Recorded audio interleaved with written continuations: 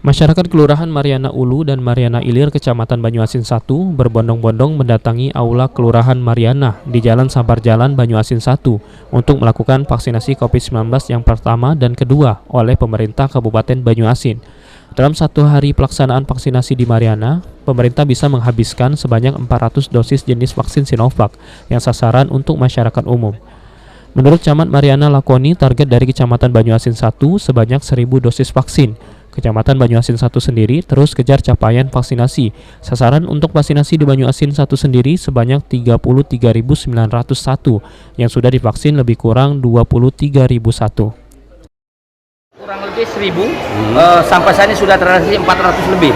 Itu pun untuk vaksin 1 dan 2. Untuk target Banyuasin sendiri, Pak?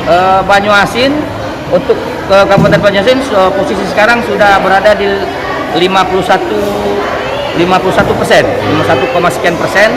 Untuk Banyuasin 1, kita sudah hari ini posisi kemarin malah itu 68,70%.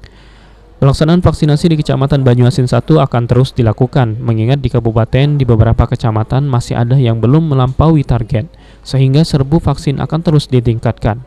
Firman Hidayat, PAL TV.